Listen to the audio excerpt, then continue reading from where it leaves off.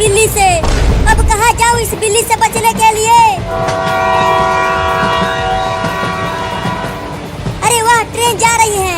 चलती हूँ, दौड़कर ट्रेन पर चढ़ जाती हूँ, तब जाके पीछा छूटेगा इस बिल्ली से।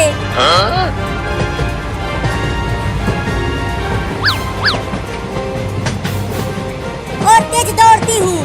अभी ट्रेन धीरे धीरे चल रही है। अरे ट्रेन को रोको, मुझे भी ट्रेन पर बैठा लो, नहीं तो ये खतरनाक बिल्ली मुझे काट लेगी।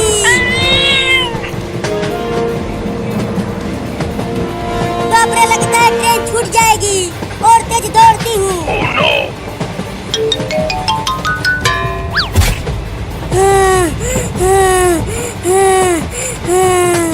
मुझे बहुत दौड़ाया है इस बिलैया ने। कमीनी बिल्ली, आजा आजा, अब आके काट ले मुझे।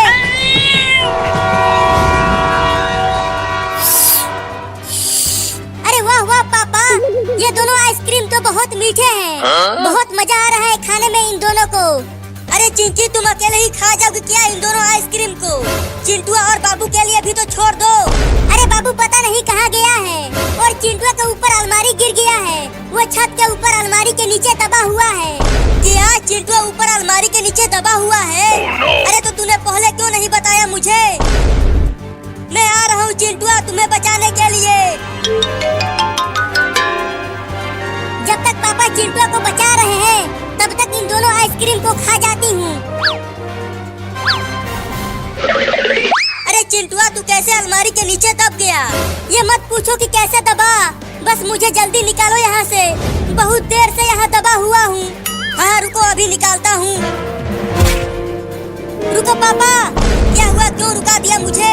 अरे पापा, तुम तो आइसक्रीम लेकर आए थे, तो जल्दी दो आइसक्रीम मुझे। अरे वो दोनों आइसक्रीम को चिंकिया ने ले लिया और वो उसे नीचे खा रही है। क्या? अरे तो जल्दी अलमारी को उठाओ ना, मुझे चिंकिया से आइसक्रीम छीनना होगा, नहीं तो पूरा का पूरा आइसक्रीम खा जाएगी। ठीक है, उठाता हूँ।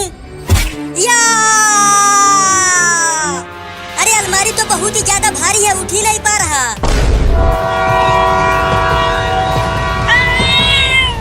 अरे इतना देर हो गया, अभी भी ये बिल्ली मेरा पीछा कर रही है। अरे लगता है ट्रेन रुकने वाली है। अब क्या होगा मेरा? ये बिल्ली तो मुझे काट लेगी और उसके बाद 4-4 इंजेक्शन लगवाना पड़ेगा।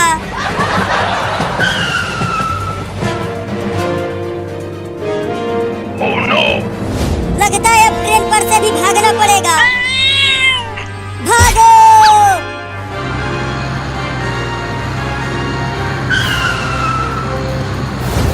अरे वो तो बाबू है। बाबू बाबू, जल्दी बुलडोजर को रोको, मैं भी आ रही हूँ। अरे वो तो मम्मी है, और वो बड़ी बिल्ली मम्मी को दौड़ा रही है। जल्दी आओ मम्मी, जल्दी आओ। आ गई, रुके रहना। अब जल्दी बुलडोजर को चला बाबू। हाँ चलाता हूँ। अरे मम्मी, तुम्हारे पीछे वो बड़ी बिल्ली क्यों पड़ी हुई है? अरे मैंने उसे डंडे से मारने की धमकी दी, तब से उसने मुझे बहुत दौड़ाया है।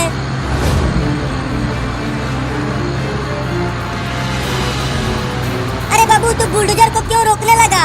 अरे मम्मी, मैं नहीं रोक रहा हूँ इस बुलडोजर को, ये अपने आप ही रुक रहा है। क्या? अरे तो जल्दी कुछ करना, वो खतरनाक बिल्ली पीछे ही है। लगता है बुलडोजर का तेल खत्म हो गया।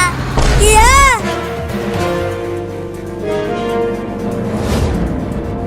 कितना मजा आ रहा है गर्मी में ठंडा ठंडा आइसक्रीम खाने में। अरे पापा, क्या कर रहे हो? दम लगा के उठाओ ना अलमारी को, नहीं तो चिंकिया नीचे वो पूरा आइसक्रीम खा जाएगी। अरे पूरा तो दम लगा रहा हूँ, लेकिन उठा नहीं पा रहा हूँ इसे। तुम बहुत ही कमजोर हो पापा, तुमसे एक अलमारी भी नहीं उठ पा रहा। तूने मुझे कमजोर बोला अपने पापा को, अब देख तू। या! उठ गया अलमारी, अब जल्दी निकल वहाँ से। चिंकिया, पूरा आइसक्रीम मत खाना, मैं भी आ रहा हूँ।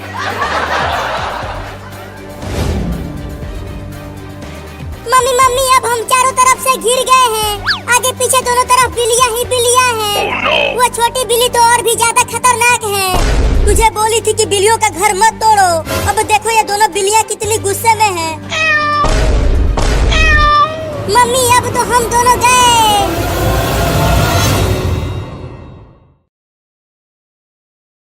A tether to what she had lost, and maybe to what she was about to risk. The stranger shifted, and she noticed the photo disappear into his pocket, hidden but remembered. His shadow fell across the wet tiles, long and uncertain, a presence she couldn't ignore. She wanted to step away. She should step away. But something in him, the quiet, the weight of unspoken history, held her in place, trembling yet unwilling to move. The rain grew heavier, the thunder closer, and neither of them spoke, though the air between them vibrated with unsaid promises, dangers, and the hint of inevitable collision. The world moved around them, but here, in the rain-soaked station, everything else ceased. And she did not leave. She turned toward the exit, letting the rain soak through the folds of her coat, each step heavier than the last. The crowd parted and closed around her like tides, their faces curious, impatient, judgmental. A woman brushed past, her gaze sharp and assessing, as if she could see the weight of every choice pressing on the girl's shoulders. She paused at the threshold, wanting to disappear into the anonymity outside, to leave the station and all its ghosts behind. But something made her stop, a subtle shift in the air, a presence she couldn't ignore. He was there, standing slightly apart from the others, the stranger's eyes fixed on her like a tether she couldn't cut. In his hands, he held a small, cracked leather suitcase. The red scarf peeked from the corner, wet and vivid against the dull leather. Some people carry more than just bags. They carry silence. And some carry everything that was ever taken from them. Her knees weakened, and she had to clutch the strap of her bag just to stay upright. She wanted to run, to scream, to vanish into the city. Instead, she walked slowly toward him, feeling every heartbeat like a drum, every breath a defiance. He made no move to hand it to her. He simply watched, his expression unreadable, as if weighing the cost of this small act against a lifetime of shadows. The suitcase wasn't just an object anymore. It was a bridge, a warning, a challenge. The murmurs of the other passengers were faint but real. A man with a newspaper glanced sideways, eyebrow raised. A child tugged at her mother's sleeve, whispering a question, and she felt the invisible gaze of the world pressing in, judging the hesitation, the indecision. Her hands shook violently as she reached for the suitcase, and for a moment, the rain blurred everything, and the station dissolved into fragments of light and shadow. You don't have to do this alone," he said softly, the words almost lost in the rhythm of the rain. They weren't a command. They weren't a promise. Just a whisper that felt heavier than thunder. She swallowed, lips dry, chest tight. She wanted to leave.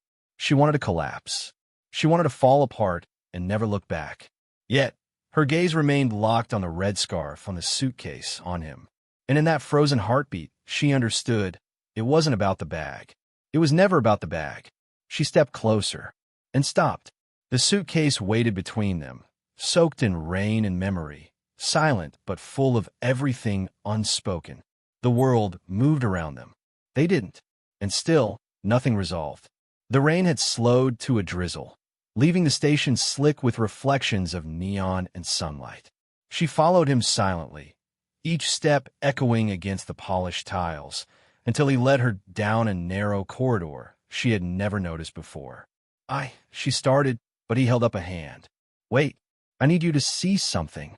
He opened a small door at the end of the hall, revealing a sparse office, sunlight pooling over a polished desk.